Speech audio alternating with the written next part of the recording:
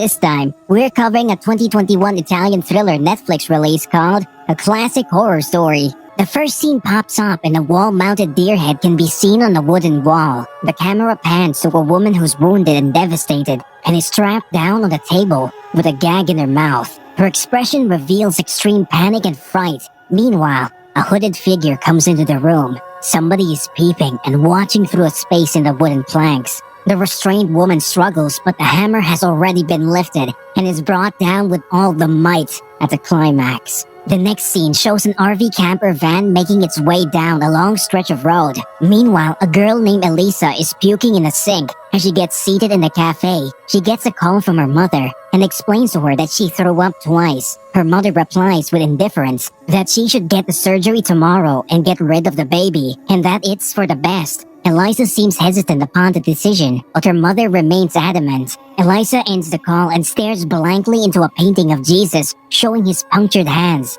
During that time, the RV camper pulls up at the gas station, and Eliza gets a notification from the TravelMate app that it's time to join her friends at the carpool. She gets up as her meal is untouched and leaves. At the RV, a guy named Fabrizio is recording a video, giving his introduction and describing the destination, Calabria, Italy. He spans the video towards a girl, whose name is Sofia. Sofia describes that she's going to a wedding, and at that time, her boyfriend, Mark, jumps down beside her and hugs her. Another grave-looking man named Ricardo is also part of their group. He describes himself as a doctor. Meanwhile, Eliza comes up and Fabrizio is recording her. She gets a little uncomfortable, but the rest of the people assure her it's a video for Instagram. After this brief introduction, Fabrizio cuts the recording and they all start their journey. The van travels on a road along a plateau region, amidst the trees. In the van, Sofia and Mark are playing trivia and asking everybody general questions. Mark then gets up and grabs beers from the fridge and offers everybody.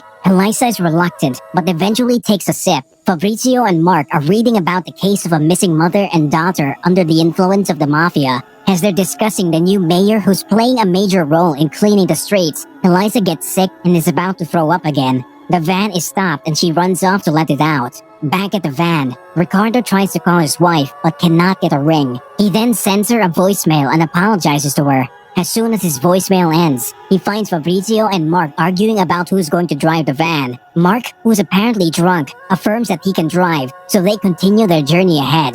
The night has fallen and Mark gets waves of sleep. He turns up the music and converses with Fabrizio about the good old movies and their plots. While they're having their moment, Fabrizio suddenly sees a dead goat right in the middle of the road and swerves the van to the left to save it from overturning the animal, where it crashes into a tree and everything fades out. The next morning, Eliza finds herself injured and down on the floor of the RV. She wakes up to see everybody carrying Mark and bringing him to the couch. His leg is severely injured. Ricardo, as a doctor, advises Sofia to get some sticks or poles to keep Mark's leg straight. She grabs a camping post and Ricardo aligns the leg and straps it to the poles. He asks Eliza to call 118 for emergency help, but the network seemed to be dead. Sofia also tries, but her line goes dead as well. As none of it helps, Ricardo asks to go out on the road and seek help. For this, Eliza looks out of the window, and to her astonishment, there's no road beside them. Instead, there in the middle of grassland surrounded by forest, they see an old house in the middle and they all go there. Sofia knocks the door, but nobody answers. She looks through the window, but the cabin is empty. Ricardo advises them to go back to the RV, where Mark and Fabrizio indulge in an argument of whose fault it was that they crashed. Ricardo and Mark leave the van to look for the road. Meanwhile, Sofia sits beside Eliza and shows her videos of herself and Mark. They both share their experiences. Eliza says that she's a graduate of Bocconi. Sofia explains how she owns a small 3D jewelry making company. In the forest, Fabrizio and Ricardo are talking along and looking for the road when they both come to a halt. The amazement is visible on their faces. Back in the van, Eliza sees that the door of the old house has been opened. She gets curious and walks out towards the cabin. Meanwhile, Fabrizio and Ricardo come across a satanic ritualistic expression where 3 human straw figures with red hoods are created, and underneath them, 5 freshly cut pig heads are fixed on the spikes with a single board in front. The writing on it said, "The 3 Knights of Honor." During this time, Eliza enters the old cabin. She sees a wall-mounted deer head along with old picture frames on the walls depicting people as farmers, wearing goat and deer face masks with antlers. As she's observing everything, she hears the door close at the end of the corridor. She cautiously enters the room to find it made for worship or rituals, with burning candles on the floor and paintings of hideous creatures on the walls. Fabrizio then explains the legend of Oso,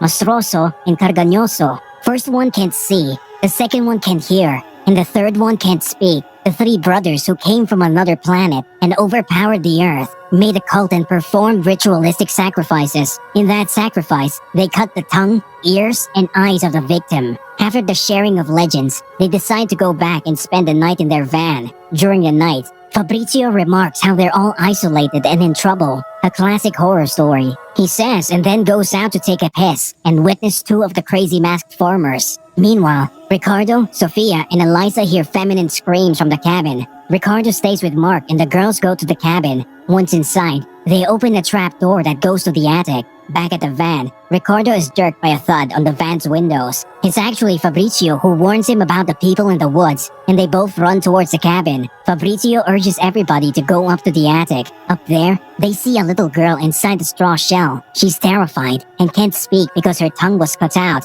and placed in a jar on the floor. While Sophia's trying to help the little girl, the light outside turns blood red, and sirens wail. The girl starts crying. They all gather at the window to see the three knights of honor, dragging Mark from the van and bringing him to the cabin. Sophia tries to go down to his rescue, but she's intervened by Ricardo, and Fabrizio closes the trap door. They all watch as the three knights bring Mark inside, put him on a table, and tie him up. One brings a huge hammer and breaks both of his feet and ankles. Afterwards, they bring an eye-crushing machine with iron spikes. They slowly lower the spikes, and to everyone's horror, eventually sink them into Mark's eyes. He screams and shrieks in agony, while all of his fellows watch. He's eventually taken off the slab and dragged outside by those three creatures. The red lights and sirens shut off. In the morning, Ricardo frees the girl from the shell and she hugs Eliza. Eliza then asks Sophia to come down, who, after her boyfriend's gruesome death, is in shock. They all eventually decide to escape the forest and 5 of them run. They keep running until they come to a junkyard of cars. Ricardo looks for potentially helpful supplies but loses his temper at everyone around. Sophia faces him and blames him for Mark's death as he abandoned him and asks him why a doctor is in a carpool, whereas they travel by planes, trains, or cars. They continue their argument until Sophia walks away in a rage. In the meantime, Eliza makes her way to a car in which the little girl is sitting. She's got a diary, which Eliza sees and gets to know the girl as Chiara. Chiara writes to explain to Eliza that they are, in fact, not in a forest. As they are all outside, the siren is heard again. It's decided that leaving is the best option, and that's what they do. But, to their utter disbelief, they end up again at the old cabin. Their RV is gone, and Ricardo bursts out at Fabrizio, who guided them, and now they end up here, again. They decide to wait in the cabin, and on the way, Fabrizio picks up a leftover beer bottle. At night, while everybody's sitting around, Ricardo explains how a small mistake resulted in the patient's death, and it ended his whole career. He lost his wife, his daughter as well. Everyone just listens and drinks beer, all except Fabrizio. To lighten the mood, Fabrizio tells a hilarious experience which makes everybody laugh. While all asleep at night, Eliza and Sophia talk about their past and their parents. Sophia tells Eliza how everybody knew about her baby. She also offers her the heart-shaped 3D ring that was Sophia's first ever that she made. Afterwards, they all sleep soundly. Late at night, Eliza wakes up to the sirens wailing and the blood-red light all over the place. She gets up and steps outside to see a nightmare in front of her. A whole herd of farmers, the 3 knights, and all of her friends except Fabrizio were tied up against the poles, and the stage was set for the ritual. She stands in utmost shock, but Fabrizio comes and takes her back into the cabin. Meanwhile, at the stage, all the farmers start clicking their tongues and ringing their neck bells while the knights cut out Sophia's tongue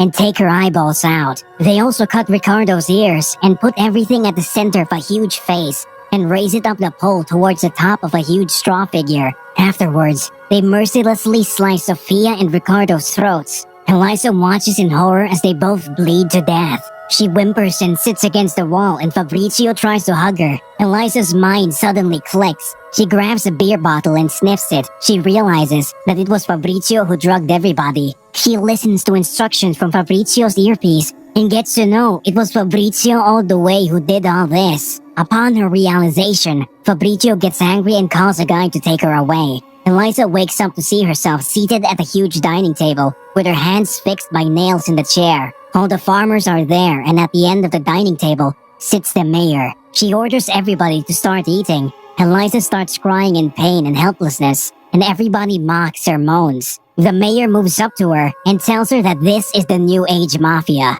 Meanwhile, the police pull up. Eliza cries for help, but is ignored, and the mayor leaves the place in a cop car. Eliza is then taken into a room with screens. They turn on, and there she witnesses how everything in the past 2 days was being recorded by cameras, and it was all a setup for some kind of show. Fabrizio comes online, and Eliza confronts him about everything. He acts as a psycho and says how they murder the people and create horror movies out of them. Eliza then laughs and mocks him for creating stupid movies with zero originality and how they suck. Fabrizio gets angry and disconnects the call. Eliza then decides to free herself in the most agonizing manner. She slips her hands out of the nails, slowly and painfully, then get out of the place to see a whole setup of movie crew, RV vans parked, tents made, equipment scattered here and there. She walks into a tent and sees cameras and all of the masks of the farmers in the 3 nights. The next moment she hears a thud in Fabrizio's voice. He's in the RV shouting about how Eliza destroyed the whole set. Meanwhile, a girl's voice can be heard saying how dumb Fabrizio is. It's then revealed that the girl is Chiara. She's well and alive and is the director of the whole thing. At that moment, Eliza catches Chiara speaking and later argues with Fabrizio, which ruins her mood and she decides to take revenge. Chiara gets prepared for the set, and as she walks out of the RV, she gets faced by Eliza holding a shotgun in her hand. In one bang, Eliza shoots Chiara in the chest and she's thrown backwards. Fabrizio shits his pants upon the scene and slowly walks out. Eliza tries to shoot him, but the gun doesn't fire. Fabrizio tries to get to her, but she reloads and shoots him at the knee. He falls down and starts to crawl away. Eliza now sets the video cam on recording and walks up to Fabrizio, who's down at the ground. He begs for mercy and asks her to spare him. Upon knowing that it's being recorded, Fabrizio talks shit for which he gets rewarded by the shotgun nozzle in his mouth and a shot that blows his brains out. Eliza then comes out to the camera and says, "There's your ending." She trudges down the woods slowly. She hears a sound behind her and turns to see a young boy in swimwear. He runs away upon seeing her and she follows him. They cross a fence and to her amazement, Eliza sets foot on the public beach, a normal beach where people are just sitting, enjoying and using their cell phones. A dramatic transition from all the wilderness to a serene, peaceful